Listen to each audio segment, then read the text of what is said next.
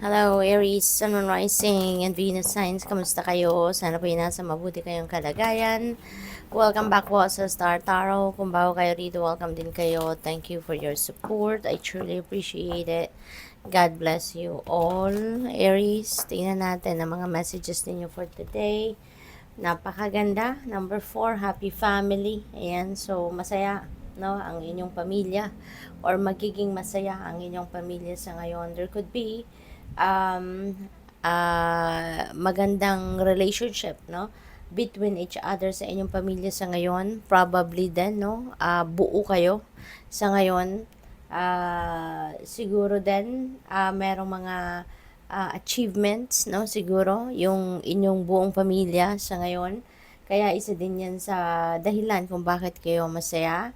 Maraming blessing siguro ang dumating or paparating. Kaya you are going to be very happy, no? Probably then merong mga reunion dito, no? Na magaganap. Reunion, bonding moments, baka meron ding kasalan na magaganap dito, engagement, yung ganun. We have rest and rejuvenation. Yan, so this is an invitation for you, Aries, na magpahinga din muna kayo at mag-rejuvenate, no? Kasi baka pagod na kayo, no? At maybe you are energy drained, burnout na, pero siguro go pa rin kayo, hindi pa rin kayo tumitigil, no? Kahit siguro alam mo yun, may physical discomfort na siguro kayong nararamdaman dahil sa pagod, pero continuously, no, nagtatrabaho pa rin kayo. So para kayong energizer, no, na go rin kayo kahit ano na, kahit pagod na, kahit sagad na, kumbaga, no, yung ano ninyo, yung lakas. Kaya this is an invitation for you. Give yourself a rest, mag-rejuvenate, mag-recuperate muna kayo. Okay? We have door to spirit. Ayan, this is a new beginning energy. Okay? Maaring meron ditong mga bagong beliefs, mga bagong paniniwala, philosophy, siguro that you are going to embrace at this time. Probably then, mas siguro nagbubukas din ang sarili ninyo para sa spiritual growth ninyo. Maaring ganon. Baka meron kayong pagbabalik, pagbabalik loob, no? For some of you, baka merong magbabalik loob sa inyo sa Panginoon. Yung ganon. Or maybe you're having a deeper awareness and understanding sa ngayon about your relationship with God, with your relationship sa inyong spirit team. What else? We have journey, may travel siguro kayo, Aries. Pwedeng malayo ang pupuntahan ninyo. This could be international travel. Pwede rin na by air talaga ang biyahe ng karamihan sa inyo rito na magbabiyahe talaga. So, this is for various reasons, no? Baka ang iba sa inyo matagal-tagal sa pupuntahan, or baka, ang napipick up ko din dito, baka you are coming from abroad, uuwi for good, no? So, siguro, uwi na kayo, at baka finished contract na, no, sa abroad, kaya uuwi na kayo for good. Pwede rin na nakapag-ipon na, kaya uwi na kayo ng Pilipinas at dito na kayo magnenegosyo, hindi na kayo babalik sa abroad, yung ganon, no? So, good luck sa'yo. Pwede rin naman na pasyal yan, no? Baka bisita lang, quick visit sa inyong pamilya. We have the thinking man, and so nag-iisip siguro ang iba sa inyo rito.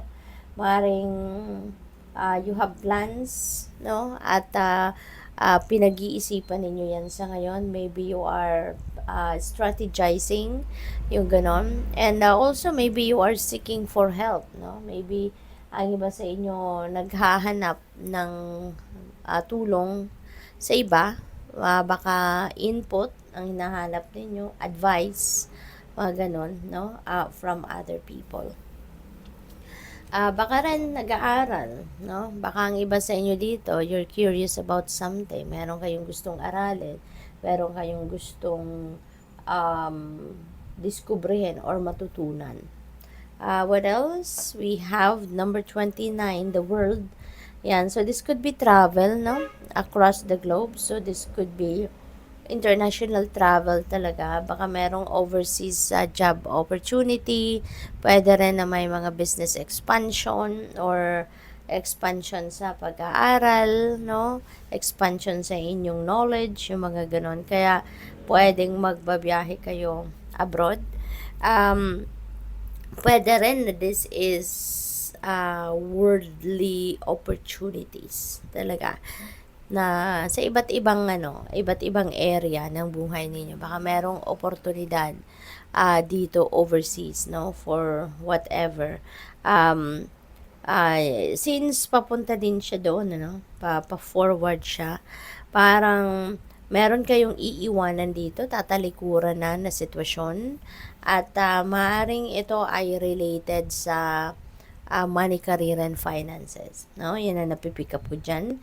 Kasi parang nahaharap ninyo rito, no? Very, very vast opportunities siguro ang nandiyan dyan at marami kayong pagpipilian. Parang ngayon, siguro masasabi ninyo na the world is my oyster, no? Kasi ang dami sigurong kumakatok na opportunity sa inyo and possibilities na nakikita kayo, kaya magde-decision kayo na might as well iwanan na ninyo, talikuran nyo na kung ano man yung dati ninyong ginagawa kasi there are better opportunities na naghihintay sa inyo sa ngayon. What else? We have action. Ayan. So, this is what you're going to do. You're going to take action. Tapos na kayo doon sa pagpaplano, 'di ba? Na kung nakapag-formulate na kayo ng diskarte ninyo sa buhay. So, now you are going to take action. Okay? So, doon sa mga nagdadalawang isip pa, no? This is an invitation para sa iyo na yung plano ninyo, yung mga ideas ninyo will remain to be just in your head if you are not going to take action. Kapag hindi ninyo gagawa ng paraan, kapag hindi ninyo, pag hindi kayo gagalaw, talagang it will remain to be in your head lang. 'Di ba? Kaya sa ngayon, para makita ninyo yung resulta, kailangan ninyo na gumalaw, kailangan ninyo na gawa ng paraan, 'di ba? Para mangyari kung ano man yung mga plano ninyo, para mag-come to fruition kung ano man yung mga ideas ninyo.